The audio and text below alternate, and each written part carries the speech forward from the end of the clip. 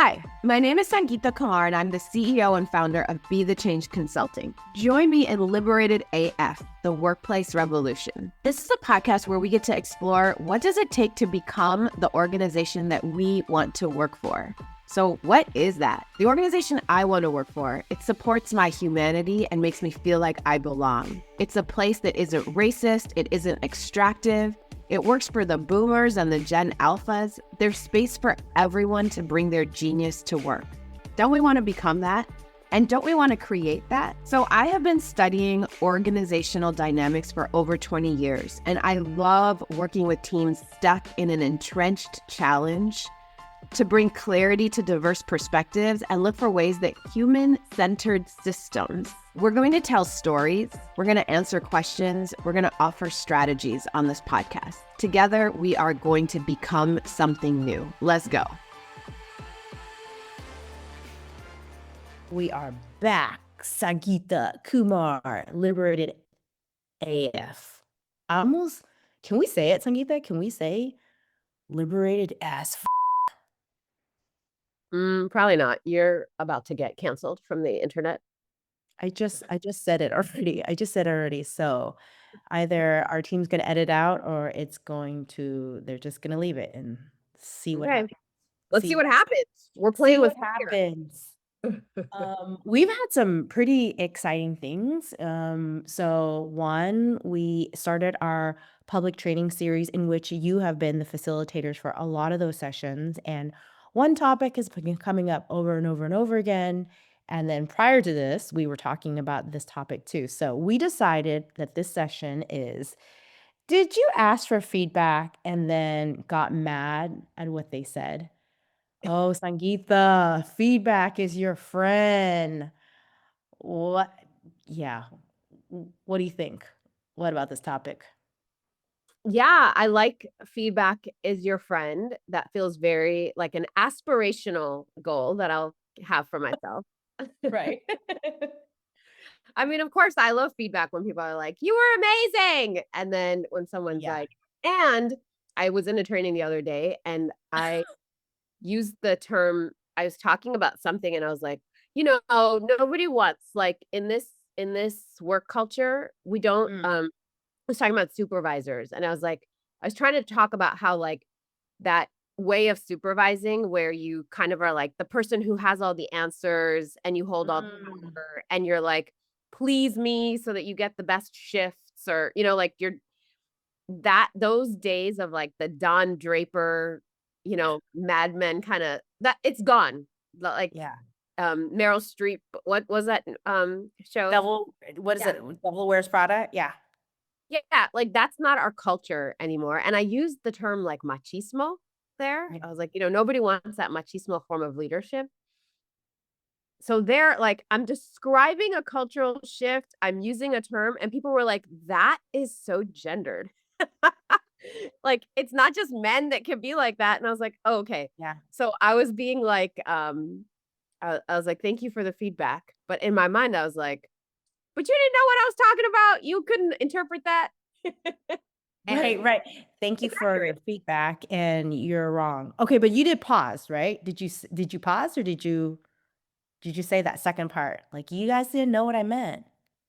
I actually caught it as I said it and I adjusted it in the conversation, like in that moment, but somebody still wrote it down in their feedback in the eval. Like that was use terms accurately. She did catch herself, but could have gone worse or something like that. I was like, there's a comment. Ooh, there's some feedback for you. Well, Yeah. I mean, okay, so we've been getting comments, and then in all of our recent leadership coaching sessions, there's this thing that surfaced, and we always say this. We always say feedback, both giving and receiving, is a foundational human-centered leadership competency. Even that in of itself is like long. Why is that? And you and I, we've talked about this before. It took us years to build self-awareness, practice, micro muscles, macro muscles and practice to give and receive feedback in a way that is human centered. I don't think anywhere in my education and in my work experience has anyone taught me how to do that. Mm-hmm. Yeah, for sure. We think feedback. Yes, we definitely think about feedback, both giving feedback, receiving feedback. It is a foundational leadership competency. Yeah. Um, and it's hard, like I believe that, I know that. And that example of what I just shared about that comment I got on that eval, it stopped me in my tracks for a minute. And if Yeah. I am honestly like, okay, so what some of the moves that we teach people is to notice, like if you can notice the resistance to feedback. So I noticed it. Why did I notice it? It's because I've trained myself to notice that, like, I'm getting angry. Like I'm reading a piece of paper and I felt my flare of irritation. And is it anger? Whatever, right? I'm irritated and I started a story in my head. So another way that I know, right? So one of the things I ask people to do is to start noticing and be able to describe what happens for me when I'm resisting feedback. So one of the things I know I do when I read that comment as an example is I started to another voice started in my head that starts to imagine who that person is. So I'm starting to talk to an imaginary character and I'm justifying myself. I'm defending myself. I'm saying, oh, this is what I meant. This person could have given me more grace. So this is what I wanted them to do. They could have done some of their own work to understand what I was trying to communicate, even if it didn't land exactly like that. They could have had some compassion for the fact that I am speaking, I'm responding to what people are saying and trying to describe things impromptu, right? I'm not reading from a script. Yeah, so what I know is happening when my thoughts are loud and fast and almost hot like that is that I am actively resisting feedback. I'm I'm defending myself in my head, which means I am defensive. And anything that I said about it from that place is going to land as defensive. Yeah, so what do you do then? So I'm hearing that you notice the resistance in ourselves, and then we pause and we describe what happens, and then you feel defensiveness. And that defensiveness is natural because I mean, feedback is hard and we're human and it hurts. So what are you supposed to do with those feelings of defensiveness? Well, okay, I think we've done other podcasts on this, so I don't know if we don't want to go too far into repeating ourselves, but the big thing I think is to notice that you're doing it, to then tell yourself, then you work through it, right? So that is when we say call it a competency, it's like weight training, like you're Mm, out right now with the twos, you're not going to get to the tens or the 20s if you can't deal with the twos, the 2 pound weights. And so this 2 pound weight, it doesn't feel like a 2 pound weight. It feels very, very heavy because we're out of shape. There's a bunch of flab in here. And so we get to name that, okay, I got some flabby feedback muscles.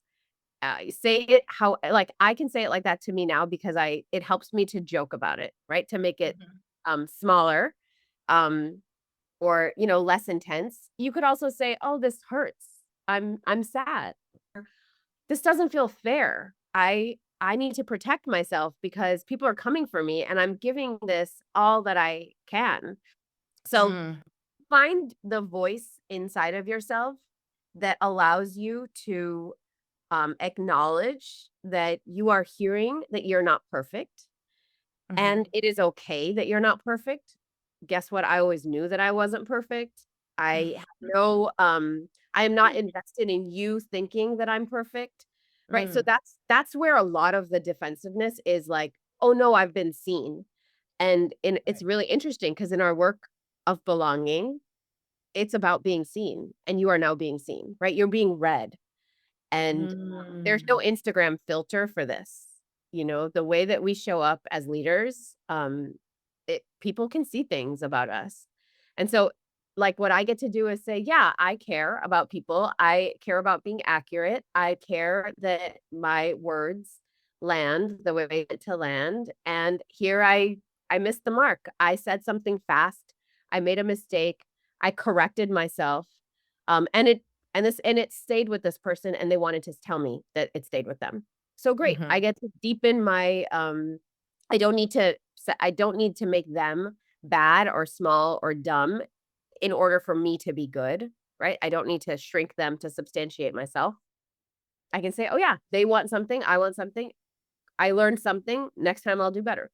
And so that's like kind of one muscle, Well, right? That yeah, I mean, that competency you're speaking of and naming all the ways of is like self-awareness, it's reflection and self-awareness, right? self-awareness, right? And And you if can you see name how it, if you just named all these different things, if I can name, I got small, I got angry because you are calling me out or you're making me feel small, is that when I can name that for myself, I claim it for myself so that if someone were to give me that feedback, they're not saying something that I haven't already done the work or have voiced out already. It's when it's internal and someone calls me, names it, that makes it feel for me. Let me not project out other people. For me, is when I've done that work and I hold that self-awareness and I know that in this part I could be shaky or I might not be able to say this, and then someone gives me that feedback, then I would be open to be willing to receive it and be like, you're right. I need support here. So that competency is a big one. That flex is a big one, is that self-awareness. yeah, totally. Okay, so let's say you have self-awareness and now you're like, I think I have some self-awareness. I think I know how to recognize. It doesn't make it easy, right? So then the next training, right? The next kind of Mhm. muscle you build, I think, is to hear feedback that you um I'm having this, I'm watching a leadership team go through this right now where they have been like, our staff don't feel, um, their staff have like some feedback for them, for the leadership team, but they're not giving it very directly or explicitly. So they say Ah. things like, it feels unsafe here, or it doesn't feel psychologically safe, or there is a trend that people who speak up get punished for what they say here, right? So Mhm. very generic, but also very, those are big things to say there's a lack of psychological safety. Like if somebody said that to me, I would feel like, what? That's not what I want for my organization. If someone said we get punished for speaking up or disagreeing with leadership, like that doesn't feel small to me. That feels very like I take that very seriously. And Yeah. I think this leadership team that I'm working with took it very seriously. And they were like, okay, we want to know more, like what's happening, but the feedback itself, psychologically unsafe, or we're getting punished for it. They didn't know what they were talking about. Does that make sense? So Mm. there are times where, like, if you're the person who's writing that down on a eval or a survey or whatever, you might be thinking about very specific moments, but what Yeah. happens to the people reading it who, didn't feel, are not feeling the harm of whatever that was, it just feels inactionable and vague. Mhm. And Mhm. so they were like, we don't know what to do with this. And so that's like I think another second step that often happens in organizations is leaders are, maybe they have a sense that they haven't understood the outlier experiences on their team. And so, when I say outlier, like maybe things are working for 80% of your staff. And that is how equity tends to work, right? It's like there's some group of people for whom they're having a disproportionate number of paper cuts in their work. And so this team wants to understand, what are those paper cut experiences, those outlier experiences. And so they were like, let's go find out. So they asked us to do focus groups and hear from Mhm. people. And so we did. We listened to the focus groups and we brought back some themes. And my experience right now is they're really struggling to hear it. They are fighting all the themes that they that I'm presenting to them. And it's Mhm. because they're trying to listen, they're trying to understand before they kind of ensured that they were ready to receive that feedback. Wait, they're trying to understand the feedback, which in the feedback they're naming harms before they are potentially ready. Is that what you mean? Ready to receive it. So what Ready I to mean by, receive it, right? So it's kind of like it's in a way it's like it's kind of like the over serving people, or in this sense, like we're saying, it's like we're asking for the feedback, but we're not ready um to really take it in and understand the root of it, the root of the issue. exactly. Right. Which is like, I think, maybe we've heard people say like, listen with curiosity or ask from a place of Oh, curiosity, right? It's like, yeah.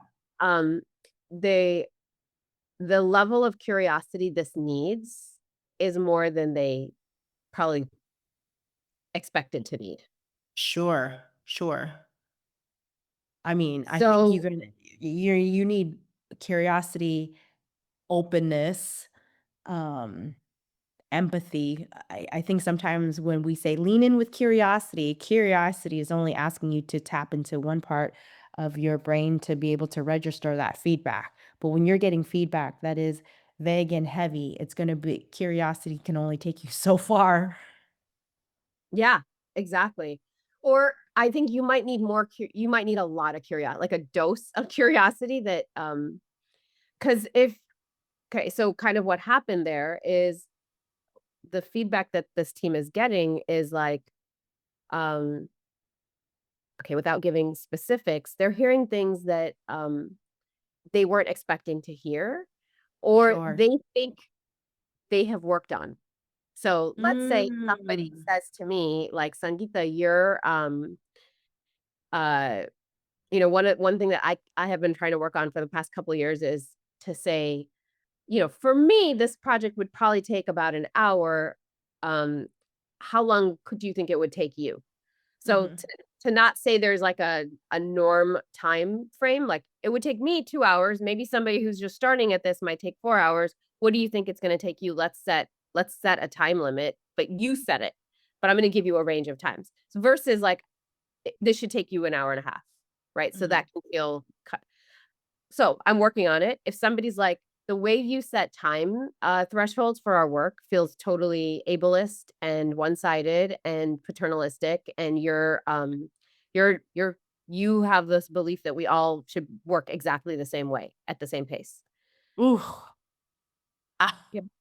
So yeah. if you're the person in the team who is like, I'm, let's just say, neurodivergent, Mhm. neuroliberated. Your work style, your pace, you need to take more breaks. You can get the work done, you can do the thinking, but like maybe I can sit and I can go end to end. I can work for an hour. I have those conditions at home, like I'm not being interrupted. Maybe somebody else doesn't have those same conditions. Maybe they don't have that same work style, but they can get the work done. And they've heard this from me 8 times. The fact that I'm working on it and I've been working on it for 3 months, like I'm probably not doing that great of a job. This is a deeply embodied strategy in me that I think is a good leader move to tell people to give people time limits because I want them to have clear expectations. And I'm trying to unlearn it because I theoretically understand what it might feel like for someone whose brain works differently than mine, but I'm not actually having that brain. And it isn't actually my experience. And so I'm sure there are, for Yeah. every one time that I am able to change my language to be more inclusive, I'm probably 8 times defaulting to my regular, to what is embodied in me, my practiced way of giving Mhm. time limits.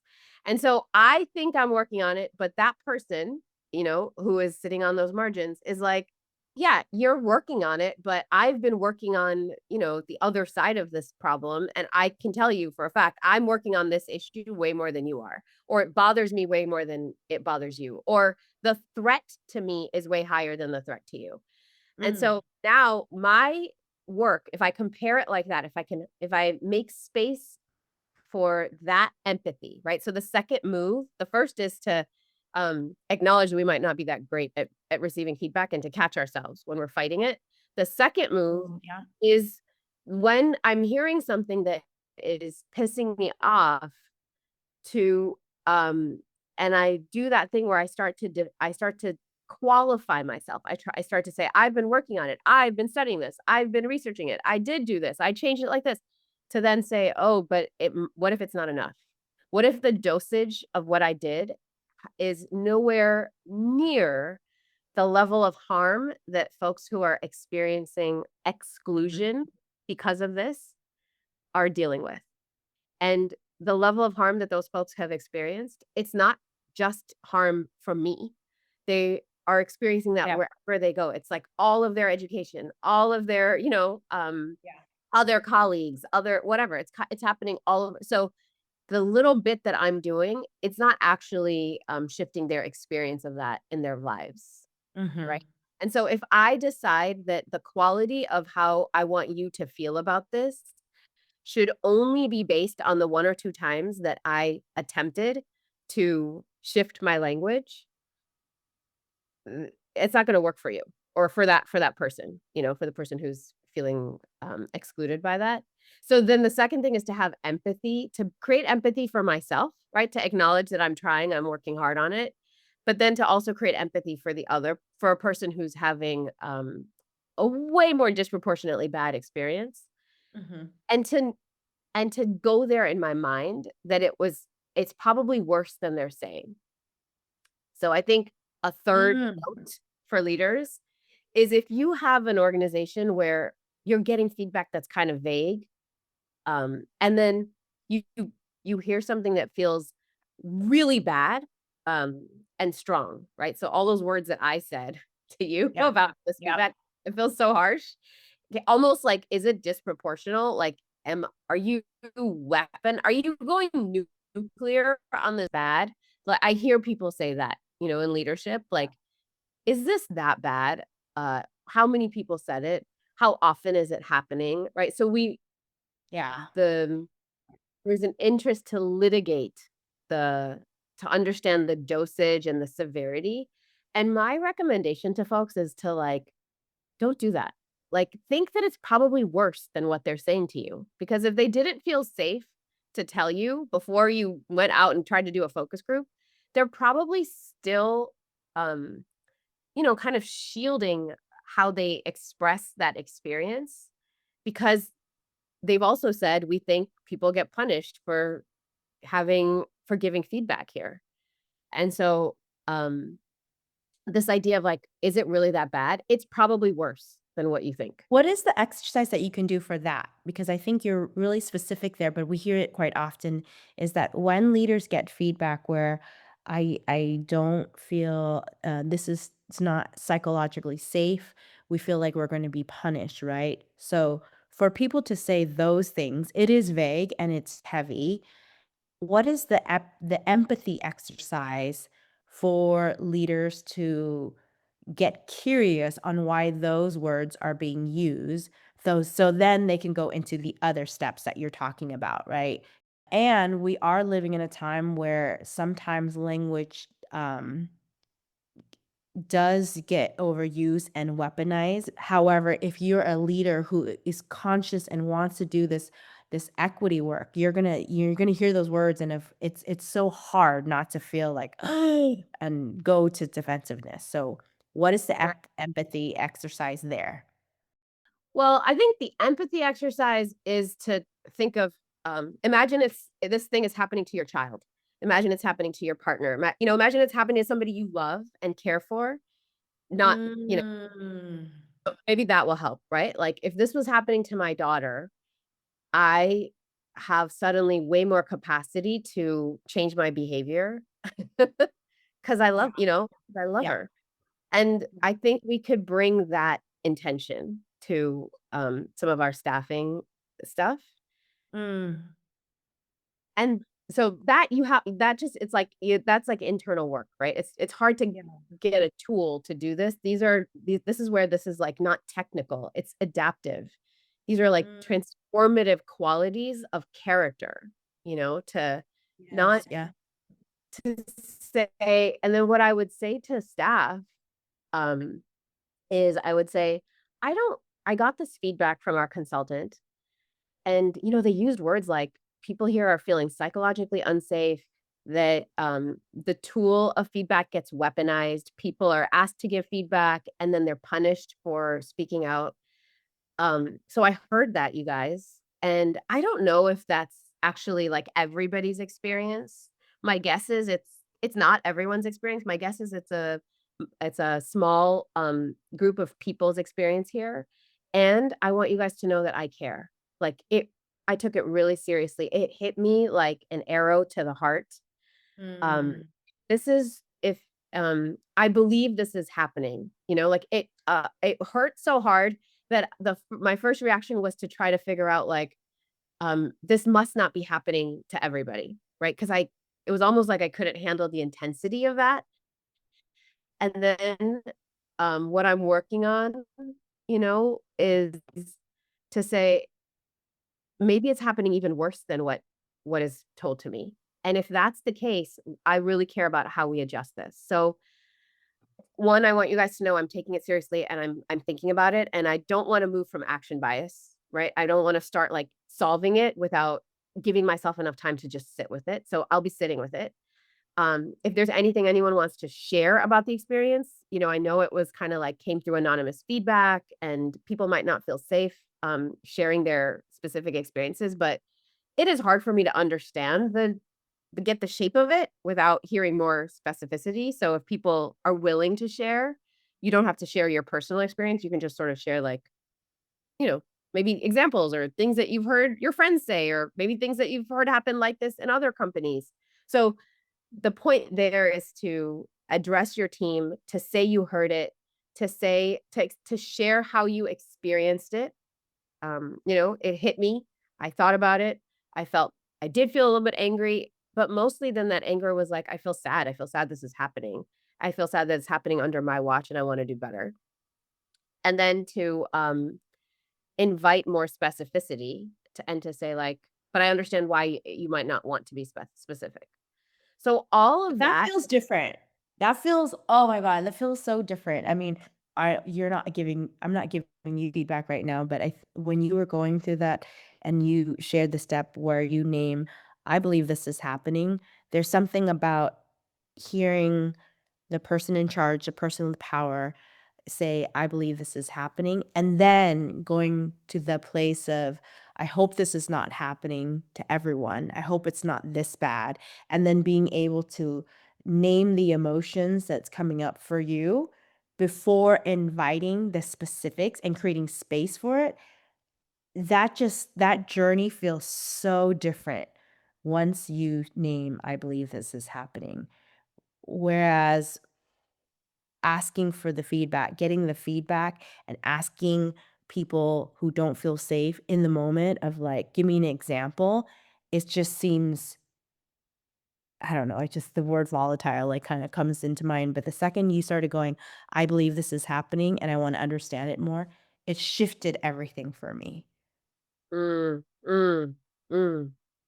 Yeah, maybe because like, especially when people are like, we're afraid of punishment, Yeah. you know, said it wrong, or, and people are not afraid of punishment if they say it wrong. They're afraid of the punishment if you um decide that somebody is wrong. You know? It's the Yeah, judging. yeah, that's right. And so that's why it's important to get vulnerable, right? And say like, I felt sad.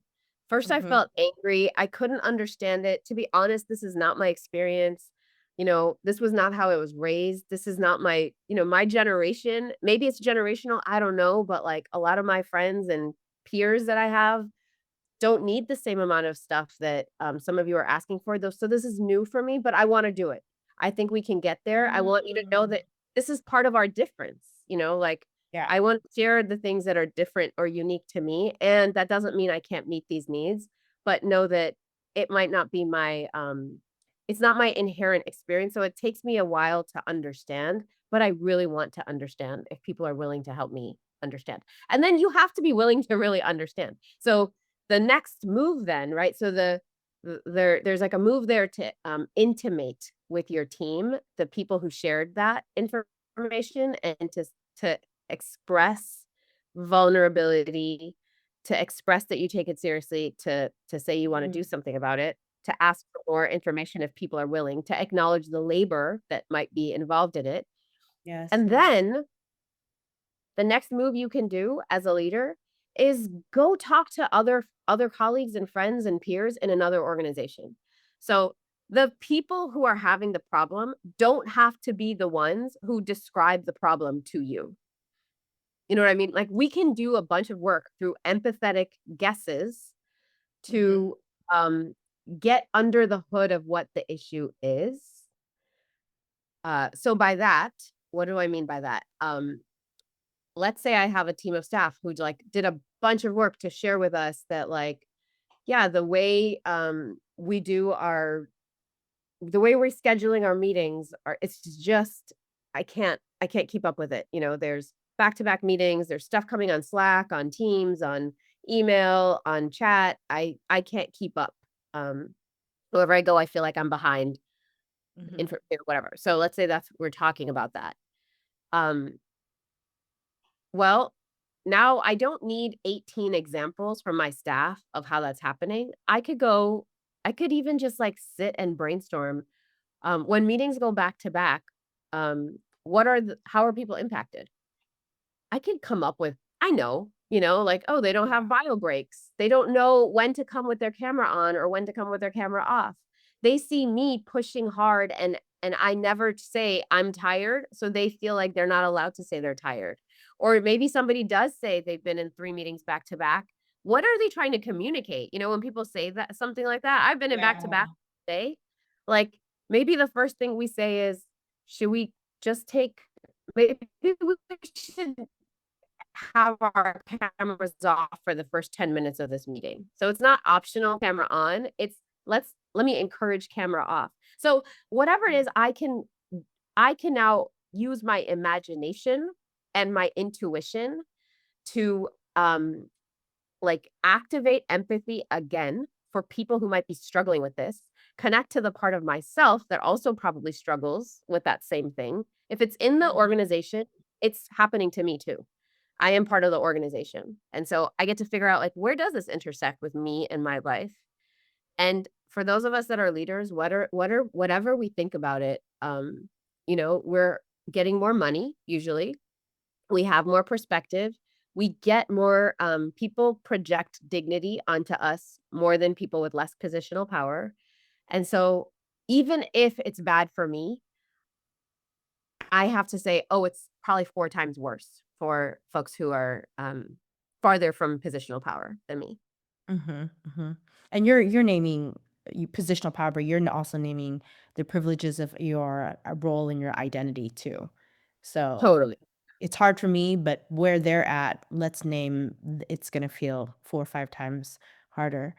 I wanted to ask you when you gave that exercise where people can either go to another thought partner and ask them what's the experience so they can do a little of the research.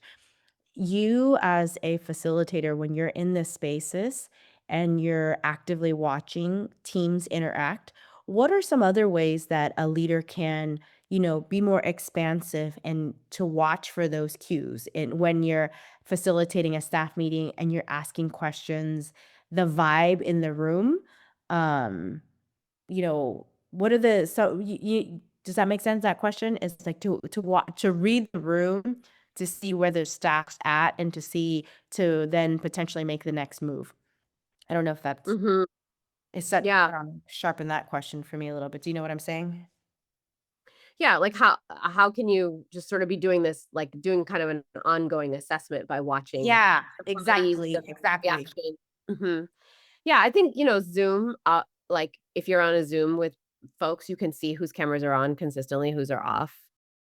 You can be watching your team also, like, who walked in late to the meeting and they're coming in rushed, at like the thing of Yeah. like, I'm so sorry I couldn't find parking, or my kid had a meltdown this morning, I couldn't get out of the house, or I had a call that went late. So these are like, sometimes I know for me when I'm facilitating a meeting It starts at 9 and people are wandering in at 9:10. And I'm like, now we're late, right? The time that I allocated to do a check-in has now passed and these people don't seem ready to go. So now my impatience might be kicking up because I'm holding all the stuff that we have to get done. And what I would invite people to do is take a breath and just say to your team, what do we need before we get started? We can give ourselves 5 minutes to get grounded. Two of our staff members have just walked in. Let's make sure y'all got tea, you got coffee, right? So that could be one thing to acknowledge. And maybe you can't do it all the time. Maybe Yeah. sometimes you would say, I really wish we could take the time to all stop and and start together. But we have so much to get through. So you guys that are walking in, feel free to do what you need to get settled. We're gonna keep moving. So acknowledging it in some way that we are not all the same. And I think that is what makes it an equity move. That's what makes it a human-centered move. We are not all the same. If you're in a team where people are working across time zones and you say good morning, catch yourself, just say, good day. What time is it for folks? For me, it's the morning. I just had my coffee. I love starting the day. But I know some of us where it's all across the time. Drop in the chat. What time is it for you? Right. And then we're taking breaks. Don't say come back at 1 o'clock. Say come back at 1:15. When we're saying let's brainstorm, maybe we would say, do you guys want a few minutes to think alone before we start throwing ideas out? Or do people who prefers to have alone time? Who prefers to chat with a person to jumpstart your thinking? So we are not all the same. And then giving people like a couple of options. If you're in a team that doesn't have a ton of psychological safety, they're not going to be great at asking for what they need. Asking for what you need, that ability to ask for what you need is actually a competency that is born out of a ton of a feeling of safety and autonomy. And not everybody can do it. It is a privilege. Many of us are in schools and in homes where nobody is asking any open-ended questions. We are being told what to do, where to put our bodies, how to fix our face, what is appropriate, what is allowed, what is not. And if you want to have a separate experience, you got to go do it in the bathroom or something. You know what I mean? And so if you've got a crowd that you're like, I'm asking, and they're not telling me, then stop asking. Start offering. Say, I'm going to give us 3 ways to do this. Do the one. Yeah, because that's that curiosity that you're right. Because that's asking for what you need is kind of like that feedback, and then not hearing anything is like getting curious and then offering. Maybe could be some of the things. Yeah, I mean, I feel like creating that spaciousness and reminding yourself as a leader that you and your team, you're not all the same because of your positionality and your level to comfort, and then doing that self-awareness, and speaking those things out loud helps get you ready to, what did you say? You ask for feedback, but you're not quite ready to receive it. Yeah. By doing all these things, then you are more open and grounded to receive it, because there's just no way, if you don't do that work, that you're going to be open and willing and expansive to take that in without being harmed yourself. Yeah, totally. I wanted to ask you, I see that we're closer to getting to the end of this episode, at the end of this episode. So for you, what is the thing that you do? I know we're a constant evolution of ourselves. So what are some things that you are constantly doing as a leader to get yourself ready and open for feedback? I mean, our team, we've been together for a minute now, and we are and we're constantly practicing, but you're also in all these spaces now where you hold leadership and you're coming in. And although you're practice and you have these micro macro muscles, they're also different people to you. They're not the same people. So what do you do? Mm. Well, I'm in like this really privileged place in this work because I'm listening in these focus groups to people who are having those marginalized experiences all the time. And so it's giving me now I'm like, oh, we should share like those notes and stuff. Like I just did one on Mm. somebody who just got fired, or a team that experienced a firing that felt Yeah. very traumatic and disruptive. And I learned so much about what happens to people in that, Wow. that moment where you have to fire someone. Like, what was happening for the bosses, what were happening for people who were like, I love this person, but they can't cut it in the role. What's happening to people who are like, we've been spending a ton of money and resources trying to support this person, and it's not fair. But you can't, they're not able to share any of that with the rest of the staff. Meanwhile, the rest of the staff never heard any of the performance challenges, and like find this person to be beloved, and Oh, yeah. they don't understand. And now there's like, they're being told, oh, we can't tell you anything because of personnel issues.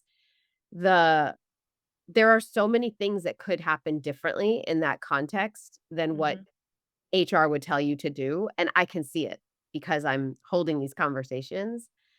Um, so, okay, so that's one thing. Like, I think one thing we should do, Fong, is think about how could we share some of those insights from those focus group conversations, because I think it gives you access to empathy that, like, Yeah. I wouldn't know it.